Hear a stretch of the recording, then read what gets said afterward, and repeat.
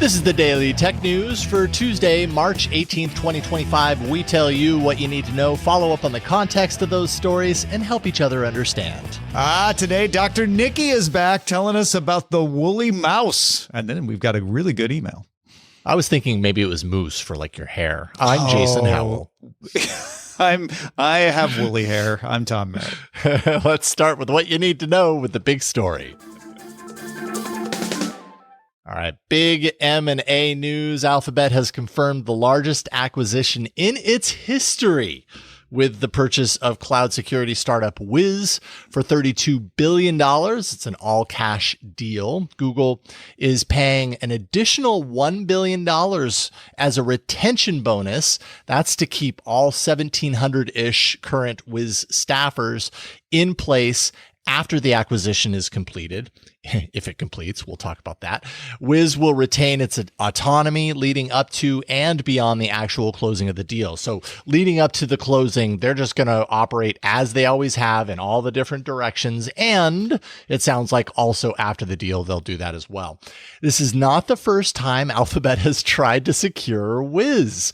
Last year, Wiz rejected a $23 billion acquisition offer from Alphabet in response, at that time anyways, to potential antitrust friction within the deal. And of course, Wiz has kind of built in, which we will definitely talk about, kind of approaches to rectify that this time around, or at least lessen the impact of it. The deal is still highly dependent upon regulatory approval. That's expected sometime in 2026, next year.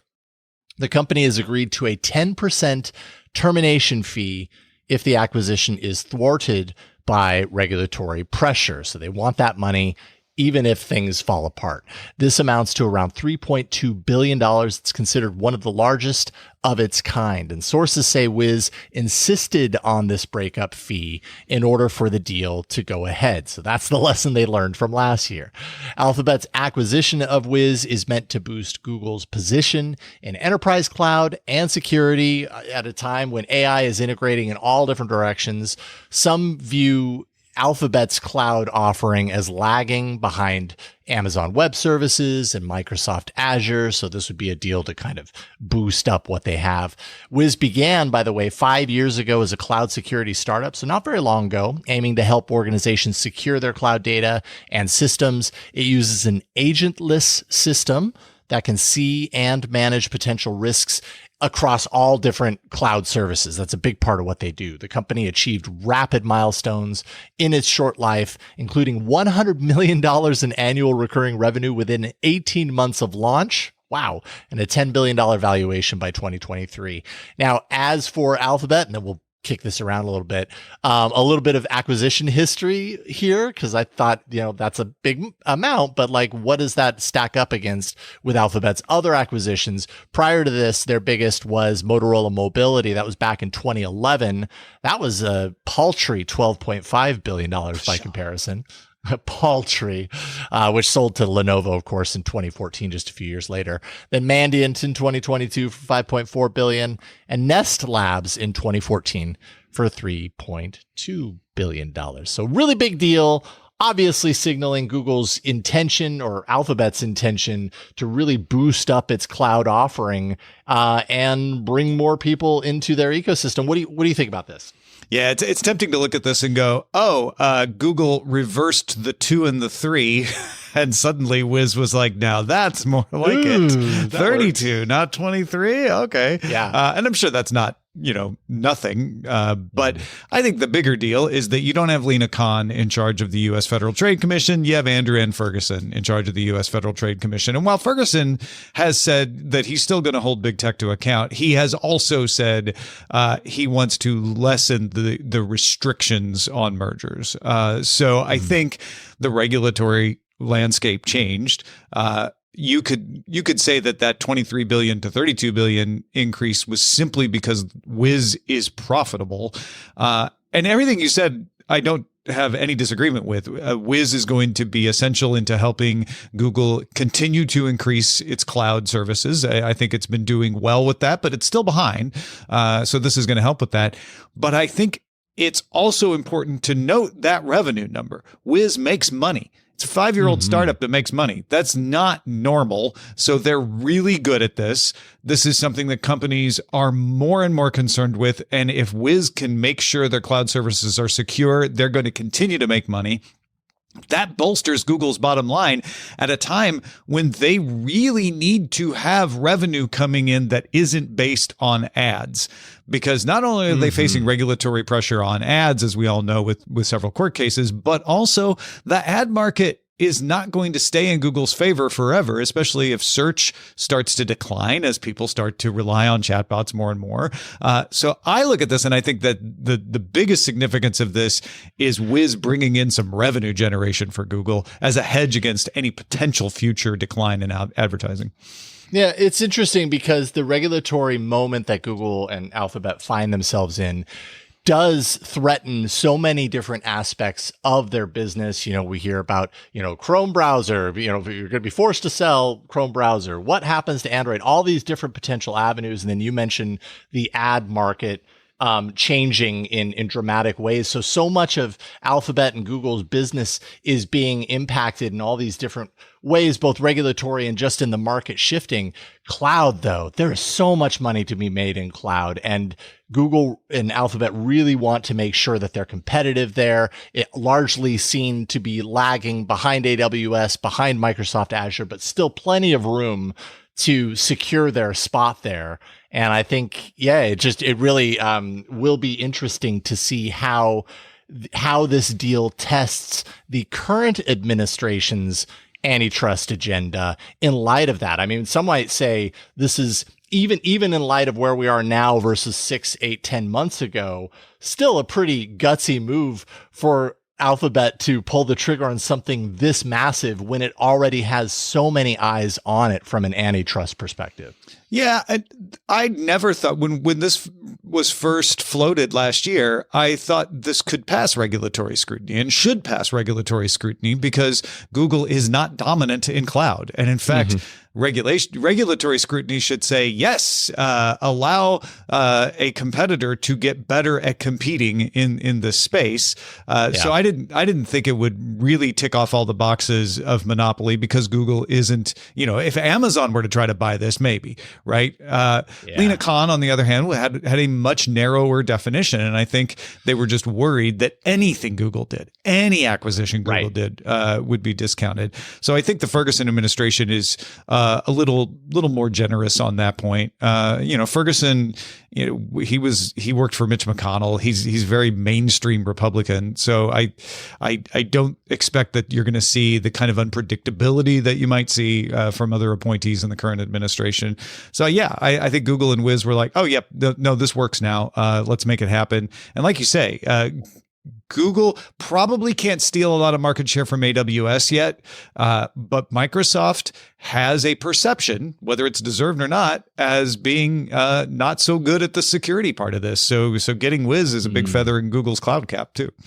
Yeah, and I also wonder, because we've been hearing the last couple of years about slow, acquisitions, mergers and M&A, whatever you want to call it, and is this kind of a signal to the market that times have changed, that 2025 is a different year, and does this trigger other companies to pursue, major M&A movement, which is different from the antitrust discussion, I realize, but that's another impact. I think a lot of people don't know.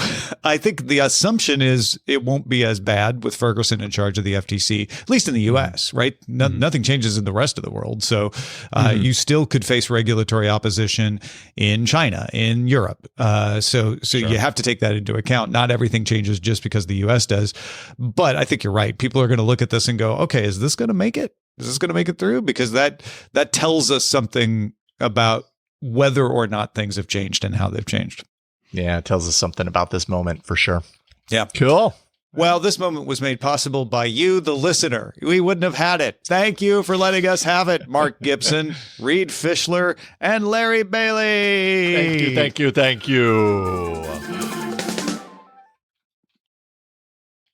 There's more we need to know today. Lots more, in fact. So let's get to the briefs. Oh, I know you're excited about this one. Pebble's back. And this time it's not called Pebble. It's being delivered, however, by Pebble's original designer and founder, Eric Michikowski's new company, Core Devices. 2 new watches running the PebbleOS are in the works. The Core 2 Duo. Yes, that sounds familiar. That's also the name of an old Intel chip. But apparently the Duo is for do-over. Huh? Oh, yeah, I get it. Core 2 Duo is a $149 watch. Okay. Not super pricey. Shipping in July with a black and white e-ink display, just like the original Pebbles. However, unlike the original Pebbles, the battery life is different. Instead of 7-day battery life, you get 30 days, 30-day battery life. Wow. Most of that is the updates to Bluetooth efficiency since 2016. There's also an onboard speaker, so you can have little conversations with your chatbots. Then there's the Core Time 2. That one won't ship until December. It's $225, has a metal frame, will have a larger color e-ink touchscreen as well as improved chips, so it can do step and sleep tracking. And again, you can pre-order both of these right now, but the Core 2 Duo shipping in July, the Core Time 2 shipping in December. And they've already said, like, if tariffs come, we're just going to pass along the price. So the price could go up between now and the time you get this. You're going to have to pay that if it happens. Also, we might have to delay these if stuff happens. So these aren't firm dates. I did the checkout process, Jason. There were like 6 different checkboxes I had to check. My goodness. Including one extra if you're an iPhone user. By the way. I'm sorry in advance because. Yeah. Well, cool. Well, regardless of all that, I'm very curious to see how this pans out and how long into the future it'll be before Pebble Watch is just like another smartwatch like everything else. Because, every year it's like, and we've added this and we've added this. Soon it'll be just another smartwatch. Well, and it's interesting that they really didn't add much to these from 2016 other than, we have better Bluetooth, so let's add better Bluetooth so we get longer battery life. We have more affordable chips for step and sleep tracking, so we can add that. It'll work great with Android. It's still not going to be able to reply to notifications in iOS, so it'll be a little more limited if you're pairing it with an iPhone, but it will pair with an iPhone. I don't know. I love this, and I love that he's out there going like, if stuff changes, we're just going to change the price. If it's delayed, it's delayed. I'm going to make 10,000 of these because I want to make them. And we're not going to throw a bunch of things in here if we don't need them yet. So I was pretty excited to jump on and buy one. Yeah, I think the last thing I'll say on this is you can feel Eric's heart in the process. He really just loves this project and just wants to see it succeed. And so all that other stuff is like, that might happen. But really at the end of the day, I just want this to exist. I just want to make this happen. Yeah. Also, no one's going to call these Core devices. They're going to be called Pebbles. Yeah, of course. 100%. They run the PebbleOS after. It's not wrong. Roku users this week reported seeing video ads play before they were ever taken to the home screen. So you power it on, and before you see the home screen, boop, an ad. That's not good. The ads had a close option for some. Other people could not find it. So even if you wanted to get rid of it, you couldn't in some cases. Roku has acknowledged that it is always trying new ad types, but this is not a permanent part of the operating system. I would put in parentheses, yet. Many users got mad, but what do you expect? It's the internet. It's gonna happen. Yeah, ads on the internet, and people got mad. Weird. Looks like a dog bit a man again. This is going to annoy people. I'm glad Roku is saying it's a test because that'll at least help some people feel bad. I bet that close option was always there. That's the one thing I'll say. People just didn't see it. Well, those ads can hide those close options, so they're almost impossible to find, right? So I'm not blaming the people, annoying. But I'm like, I bet they technically all had a close option. So this is annoying. Mm-hmm.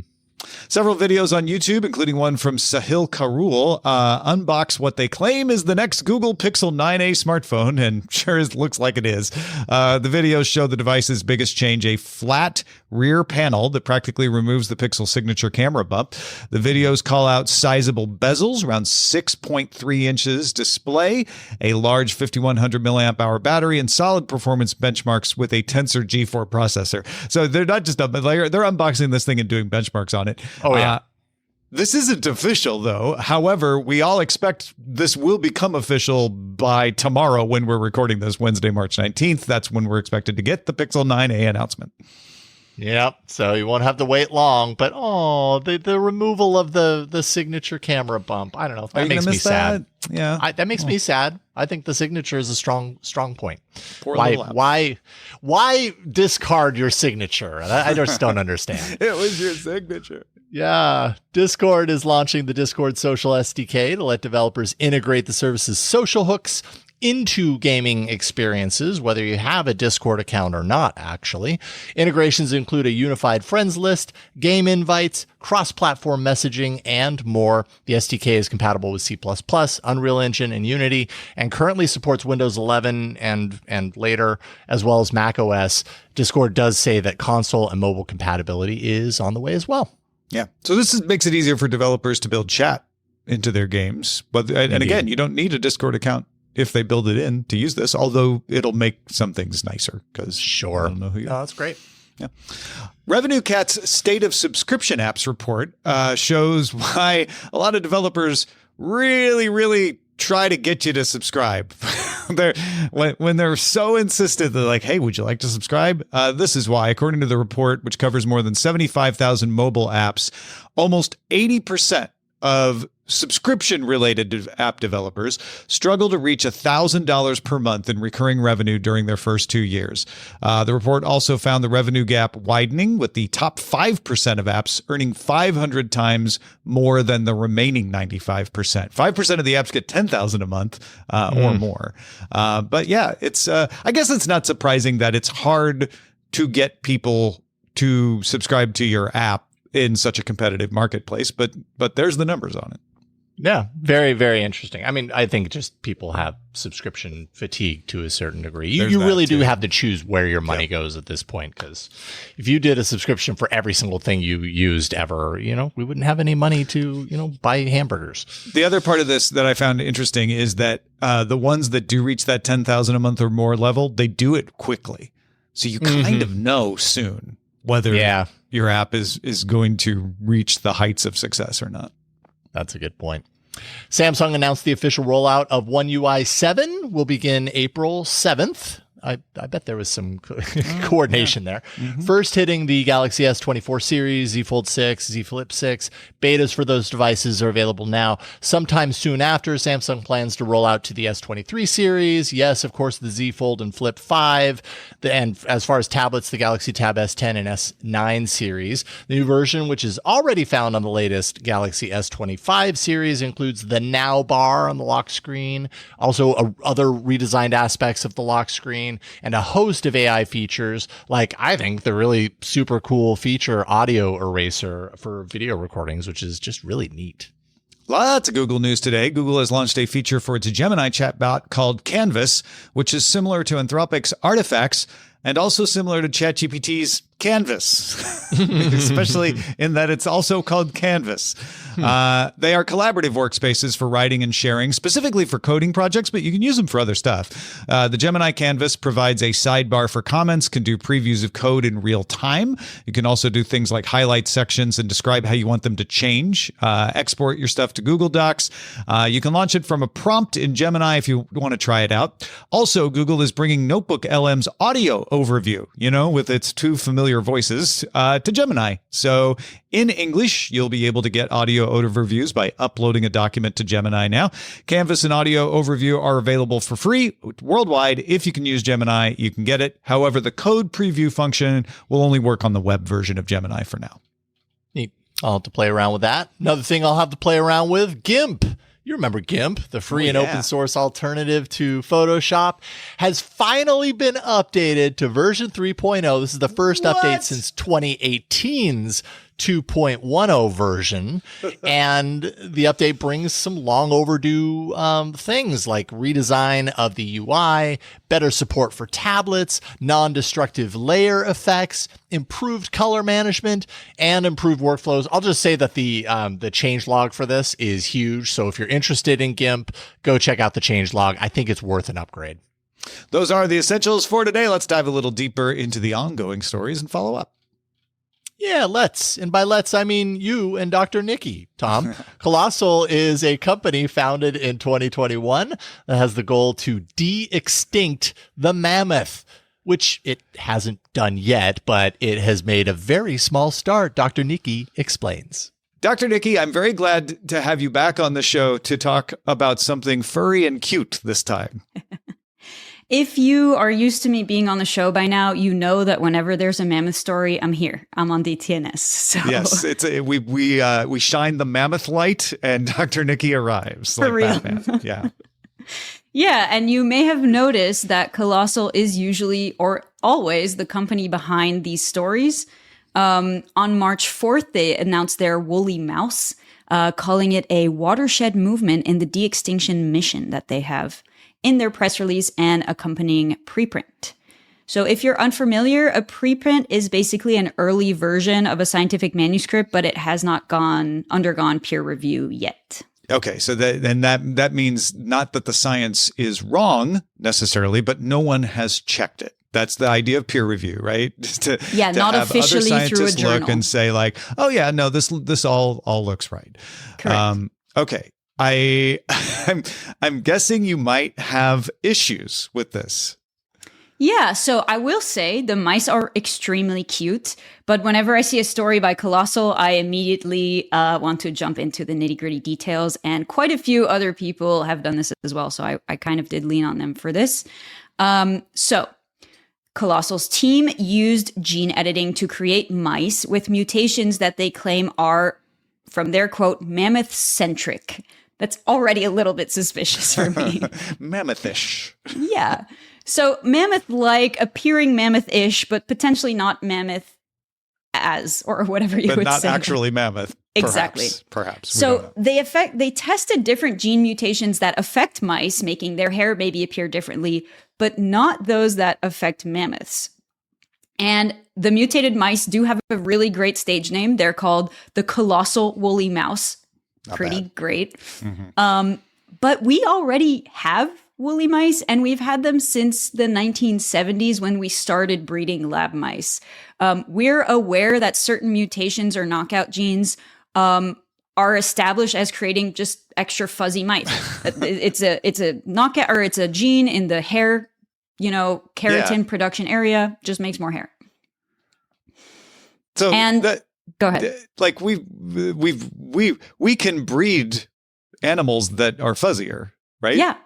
Just like you have fancy pigeons and fancy dogs, if you watch the dog show, there are also fancy mice breeders, and they go after these kinds of traits. And you can go and buy these mice from Jackson, like the mouse producer right now, and you can get your own woolly mice if you want.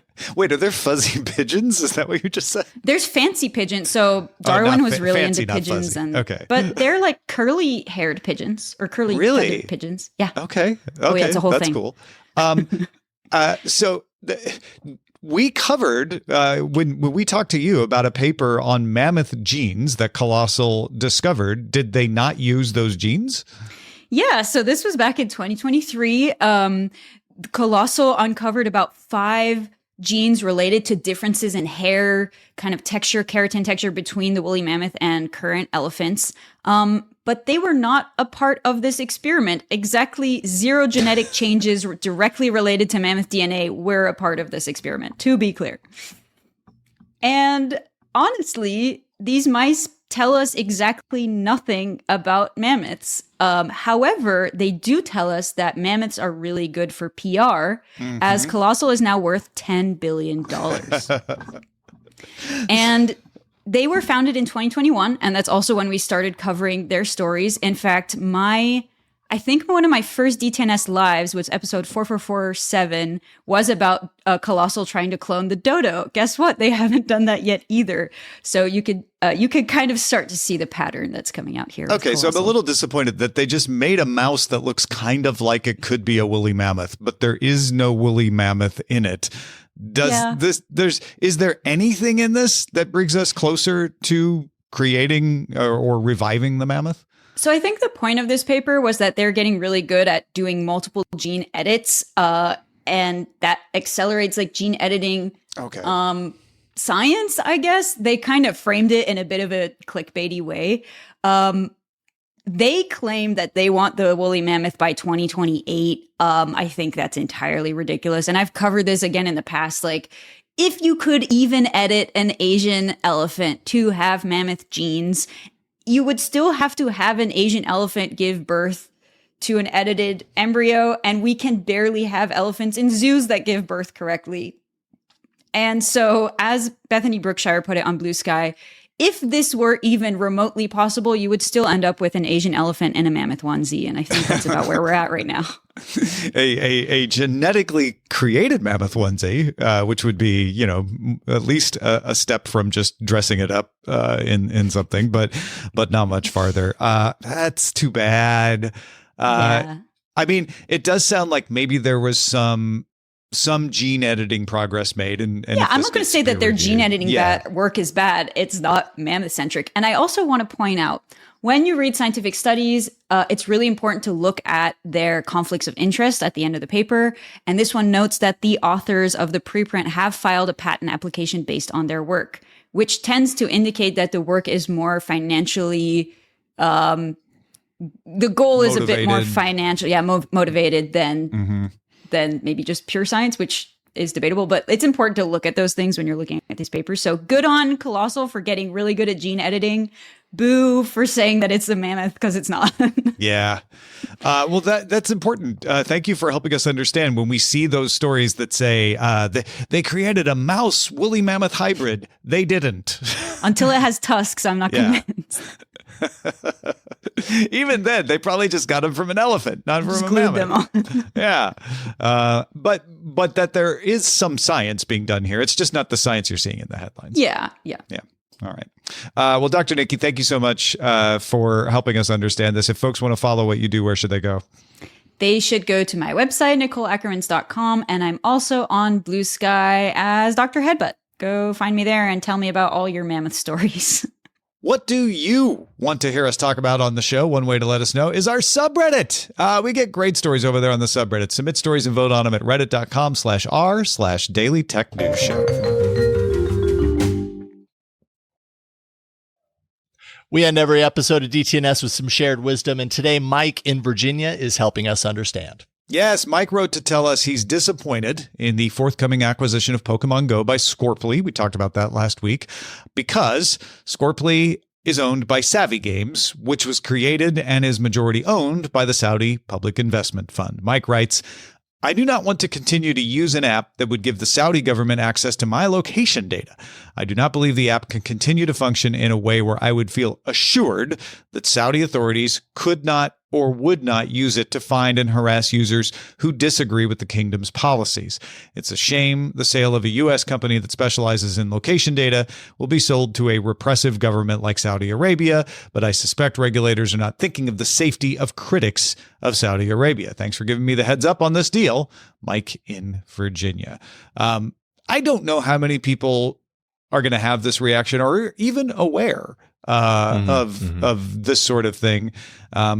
I wrote back to Mike and I was like, I don't think it's going to make a difference in your opinion, but just remember Scorply is a U.S. company based in Culver City, California.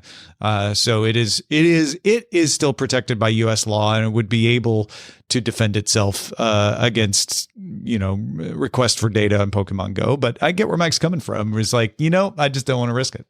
Yeah, well, and I think some people will definitely hit that point to where they just don't want to risk it regardless of the information or the fact around it. I mean, really, at the end of the day, we use so many apps and we share so much information, and we don't really know what's going to ultimately end up to that information if the company is sold to another company. It's the risk we take, when we play the game.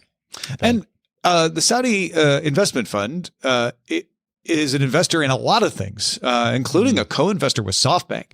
So if Mike's not saying I don't want to use any company that takes money from the Saudi investment fund. He's specifically worried about it being wholly owned. In this case, Savvy Games being wholly owned by the public investment fund, and that to him is a little different because they have full control of the company versus they're investor, and they think of a company and there's probably some Saudi public investment fund in it. Yeah, indeed. Well, thank you to Dr. Niki. Thank you to Mike for sending in this thoughtful email, for contributing to today's show, as you always, all of you do. Thank you for that. And thank you for being along for Daily Tech News Show. The show is made possible by our patrons on patreon.com/DTNS. DTNS has a live version called DTNS Live on YouTube and Twitch. You can find details on that and more on dailytechnewsshow.com. We will talk to you tomorrow. Bye, everybody. The DTNS family of podcasts, helping each other understand. Diamond Club hopes you have enjoyed this program. That was chatty. Yeah. I felt very chatty today. Very chatty.